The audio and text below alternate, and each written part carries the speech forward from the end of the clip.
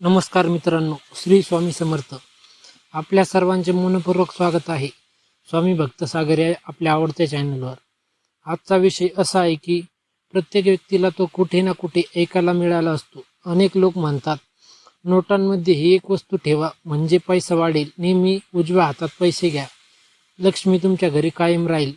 श्रीमंत लोकांच्या घरात ही एक गोष्ट नक्की असते, म्हणून त्यांच्याकडे पैसा कधीच कमी पडत नाही. पण मित्रांनो, या गोष्टींमध्ये किती सत्य आहे आणि धर्मग्रंथ, परंपरा आणि व्यवहार यामध्ये याचा नेमका अर्थ काय आहे? आज आपण कोणती अंधश्रद्धा पसरवणार नाही, उलट श्रद्धा, संस्कार आणि योग्य आर्थिक सवय याचा सुंदर संगम समजून घेणार आहोत. मित्रांनो, आपल्या हिंदू संस्कृतीत पैशाला फक्त कागदाचा तुकडा मानले जात नाही. पैसा म्हणजे महालक्ष्मीचे प्रतीक मानले जाते. म्हणूनच अनेक घरांमध्ये जर चुकून नोट खाली पडली तर ती उचलून कपाळाला लावली जाते, कारण तो केवळ पैसा नसतो, तर तो आपल्या कष्टाचे, परिश्रमाचे आणि देवाच्या कृपेचे प्रतीक मानले जाते. आजच्या काळात अनेक लोक भरपूर कमाई करतात, पण पैसा टिकत नाही. पगार येतो, काही दिवसातच संपतो, तर काही लोक उत्पन्नाचे कमी करतात, तर त्यांच्याकडे नेहमी आर्थिक धैर्य असते. यामागे केवळ नशीब नसते, तर त्यांच्या सवयी, विचार आणि पैशाबद्दलचा आदरही कारणीभूत असतो. अनेक धार्मिक परंपरांमध्ये असं मानले जाते की लक्ष्मी देवी अशा घरात वास करते जिथे स्वच्छता असते, मोठ्यांचा आदर असतो, अन्नाचा अपमान केला जात नाही आणि प्रामाणिकपणे कमाई केली जाते. म्हणूनच आज आपण सर्वप्रथम समजून घेऊया, पैसा आकर्षित करण्यापेक्षा पैसा टिकवणे अधिक महत्त्वाचा का आहे. जगात अनेक लोक लॉटरी जिंकतात, मोठा पैसा कमवतात, पण काही वर्षात पुन्हा गरीब होतात. या उलट काही लोक हळूहळू संपत्ती निर्माण करतात आणि पिढ्याना पिढ्या टिकवतात. याचे कारण म्हणजे आर्थिक शिस्त. याच संदर्भात काही घरांमध्ये लक्ष्मीपूजनाच्या दिवशी पूजेत वाहिलेली अक्षत, हळदीची छोटी गाठ किंवा इतर शुभ वस्तू पाकिटात ठेवण्याची परंपरा आहे. या वस्तूंना श्रद्धेचे प्रतीक मानले जाते. त्या ठेवण्यामागचा उद्देश म्हणजे पैशाचा आदर करणे आणि खर्च करताना सजग राहणे. लक्षात ठेवा, कोणतीही वस्तू स्वतःहून पैसा वाढवत नाही, पण ती तुमच्या मनात सकारात्मकता आणि शिस्त निर्माण करू शकते, आणि हीच शिस्त दीर्घकाळ आर्थिक प्रगतीसाठी उपयुक्त ठरते. आता तुम्ही विचार करत असाल, मग श्रीमंत लोकांच्या घरात अशी गोष्ट कोणती असते? याचे उत्तर आपण पुढील भागात सविस्तर जाणून घेणार आहोत. आता आपण पाहू, कोणते शुभ वस्तू परंपरेने ठेवल्या जातात, पैसे कोणत्या हाताने घ्यावेत, यामागील सांस्कृतिक अर्थ, आणि श्रीमंत लोकांच्या अशा काही सवयी ज्या कोणताही माणूस आजपासून अंगीकारू शकतो. म्हणून व्हिडिओ शेवटपर्यंत नक्की पहा. मित्रांनो, पुन्हा एकदा स्वागत आहे. आता आपण त्या प्रश्नाकडे येऊया जो अनेक भक्तांना पडतो, नोटांमध्ये नेमकी कोणती वस्तू ठेवावी. सर्वप्रथम एक महत्त्वाची गोष्ट स्पष्ट करूया. धर्मग्रंथांमध्ये अशी कोणती हमी दिलेली नाही एखादी वस्तू नोटांमध्ये ठेवल्याने पैसा आपोआप वाढतो. अशा प्रकारच्या दाव्यांना कोणताही ठोस पुरावा नाही. तथापि भारतातील अनेक कुटुंबांमध्ये काही शुभ प्रतिकात्मक वस्तू श्रद्धेने पाकिटात, तिजोरीत ठेवण्याची परंपरा आहे. त्याचा उद्देश जादुई परिणाम नव्हे, तर लक्ष्मीचा आदर, सकारात्मक भावना आणि आर्थिक शिस्त निर्माण करणे हा असतो. हळदीची मोठी गाठ. हळद ही आपल्या संस्कृतीत मंगल आणि समृद्धीचे प्रतीक मानले जाते. विवाह, पूजा, गृहप्रवेश अशा शुभ कार्यांमध्ये हळदीचा वापर केला जातो. काही लोक लक्ष्मीपूजनाच्या दिवशी पूजेत ठेवलेली छोटी हळदीची गाठ लाल कापडात गुंडाळून तिजोरीत ठेवतात. यामागे भावना अशी असते की घरात नेहमी शुभता आणि सकारात्मकता राहावी. अक्षत, पूजेत वाहिलेले तांदूळ. अक्षत म्हणजे अखंडतेचे प्रतीक. पूजेत अर्पण केलेले अक्षत काही लोक श्रद्धेने पाकिटात ठेवतात. ही कृती आपल्याला दरवेळी पाकिट उघडताना आठवण करून देते, हा पैसा योग्य ठिकाणी वापरायचा आहे. कमळाचे प्रतीक. देवी महालक्ष्मी कपाळावर विराजमान असल्याचे वर्णन अनेक चित्रांमध्ये दिसते, म्हणून काही जण कमळाचे चित्र किंवा प्रतीक तिजोरीत ठेवतात. याचा अर्थ पैसा शुद्ध मार्गाने मिळावा आणि सदुपयोगासाठी वापरावा जावा. पैशाचा अपमान करू नका. आपल्या संस्कृतीत नोटा पायाखाली आल्या तर त्या उचलून कपाळाला लावण्याची प्रथा आहे. यामागे अंधश्रद्धा नसून एक सुंदर संस्कार आहे, ज्यामुळे आपले घर चालते. त्या साधनाचा आदर करा. पैशाचा अपमान करणारी व्यक्ती अनेकदा पैशाचा अपव्ययही करतो. उजव्या हाताने पैसे घेण्याची परंपरा. अनेक भागांमध्ये प्रसाद, दान आणि पैसे उजव्या हाताने घेण्याची प्रथा आहे.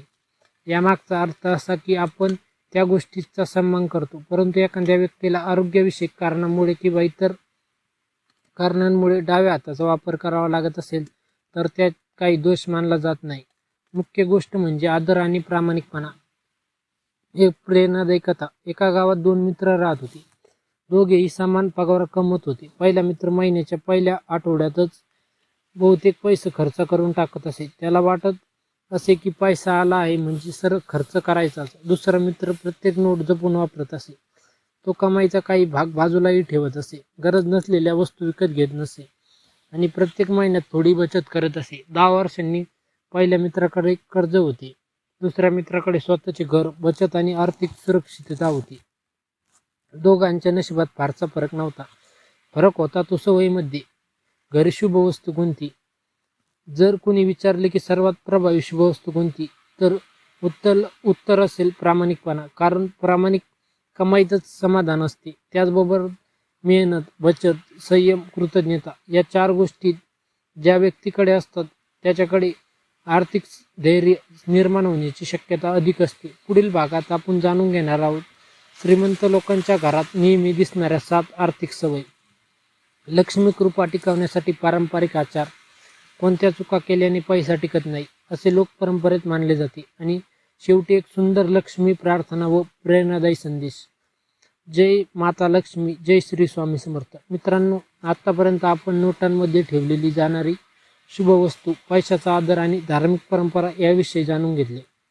आता आपण अशा विषयावर बोलणार आहोत जो प्रत्येक व्यक्तीच्या जीवनात उपयोगी पडू शकतो. लोक नेहमी विचारतात, श्रीमंत लोकांकडे अशी कोणती गोष्ट असते की त्यांच्याकडे पैसा कायम टिकतो? मित्रांनो, त्यांच्याकडे एखादी जादुई वस्तू नसती, तर त्यांच्याकडे असतात चांगल्या सवयी. आणि हाच खरा फरक सामान्य माणूस आणि आर्थिकदृष्ट्या यशस्वी व्यक्तीमध्ये निर्माण होतो. पहिली सवय, कमाईचा आदर. श्रीमंत लोक कितीही पैसे कमवत असले तरी ती प्रत्येक रुपयाचा आदर करतात. ते छोट्या खर्चाकडेही दुर्लक्ष करत नाही, कारण त्यांना माहीत असते थेंबे थेंबे तळे साचे. छोट्या बचतीनंच मोठी संपत्ती निर्माण होते. दुसरी सवय, आर्थिक बचत नंतर खर्च. बहुतेक लोक काय करतात, पगाराला सर्व खर्च झाले, जे उरले ते बचत. पण आर्थिकदृष्ट्या यशस्वी लोक त्याच्या अगदी उलट करतात. ते आधी बचत करतात आणि उरलेल्या पैशातून खर्च करतात. ही एकच सवय आयुष्य बदलू शकते. तिसरी सवय, अनावश्यक खर्च टाळणे. आज अनेक लोक प्रतिष्ठा दाखवण्यासाठी कर्ज घेतात. मोबाईल, गाडी, कपडे दिसण्यासाठी खर्च, पण नंतर हप्ते भरताना तणाव सुरू होतो. यशस्वी लोक गरज आणि इच्छा यामध्ये स्पष्ट फरक करतात. चौथी सवय, वेळेची किंमत. वेळ म्हणजे पैसा. जे लोक वेळेचा आदर करतात त्यांचा प्रगतीही आदर करते, कारण वेळ परत मिळत नाही. पाचवी सवय, सतत शिकत राहणे. जग बदलत आहे. नवीन कौशल्य, नवीन व्यवसाय, नवीन संधी. जो शिकतो तोच पुढे जातो.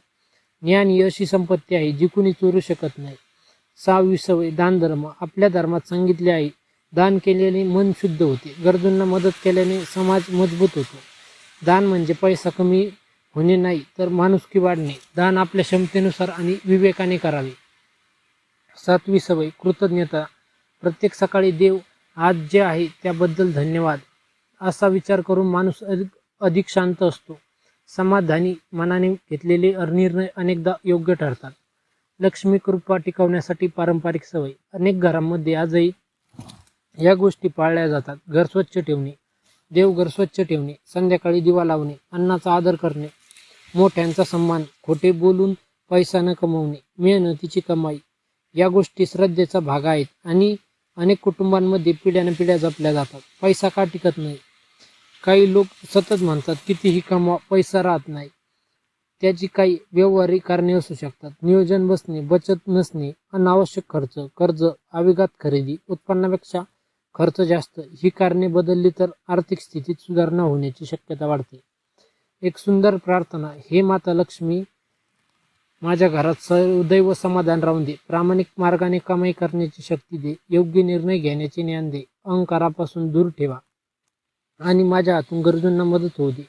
मित्रांनो, पाकिटात ठेवली शुभ वस्तू तुम्हाला श्रद्धेची आठवण करून देऊ शकते, पण तुमचे भविष्य घडवतात तुमचे निर्णय, तुमची मेहनत, तुमची शिस्त, तुमचे संस्कार. म्हणून पैशाचा आदर करा, देवावर श्रद्धा ठेवा आणि प्रत्येक दिवस प्रामाणिकपणे मेहनत करा. हीच खरी महालक्ष्मीची कृपा आहे. मित्रांनो, जर हा व्हिडिओ तुम्हाला आवडला असेल तर लाईक करा, शेअर करा आणि आपल्या स्वामी भक्त सागर या चॅनलला सबस्क्राईब करा.